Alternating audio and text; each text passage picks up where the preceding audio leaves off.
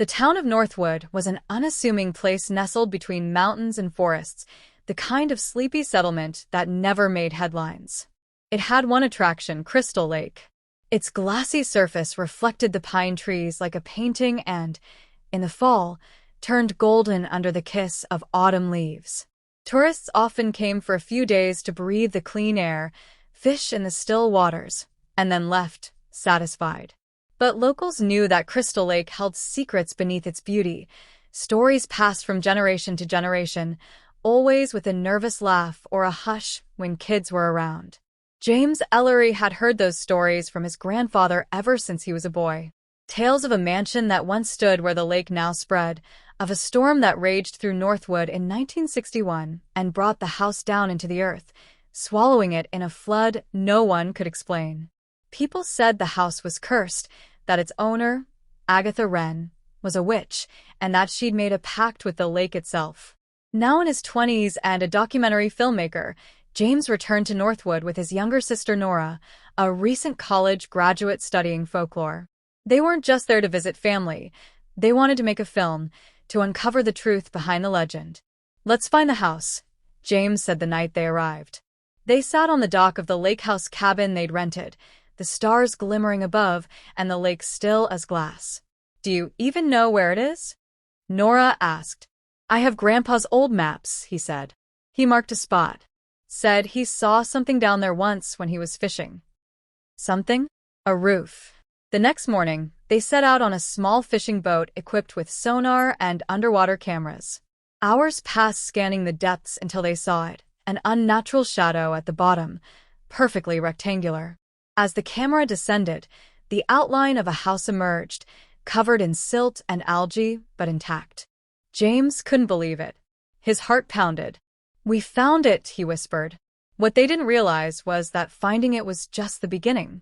The lake had been quiet for too long, and now, the house had been disturbed. The following day, James suited up in scuba gear while Nora stayed on the boat, monitoring his descent. The deeper he went, the more distorted the water became. Light shimmered and bent unnaturally, casting illusions. As he approached the house, a sudden drop in temperature sent a shiver through his spine. It wasn't just cold, it was heavy. He landed at the front steps of the house. Algae-coated stone and blackened wood greeted him. He pushed the door open, it creaked, even underwater. Inside, time had frozen. Furniture was suspended mid-float. Books drifted lazily through hallways, and the air, or what should have been water, felt thick. Like the house had its own atmosphere. On the second floor, James found a study. Papers clung to the walls, preserved by some impossible force.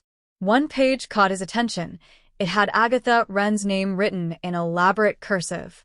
The ritual must be completed before the third moon. He took the page, stuffed it in his waterproof pouch, and turned. That's when he saw her. A figure stood at the end of the hallway. A woman, dressed in tattered Victorian robes. Her skin was pale green, her eyes hollow yet alive. Agatha Wren. She didn't swim. She moved, as if gravity still clung to her. And she was looking directly at him. James kicked back in panic, bolting through the flooded corridors. Agatha followed, slow but steady.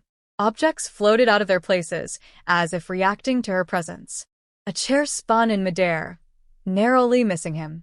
He made it out, ascending with frantic flipper strokes. "James! James!" Nora shouted as he broke the surface. "She's alive," he gasped. Or something like it. They reviewed the footage back at the cabin. The camera had captured everything, the house, the papers, even Agatha.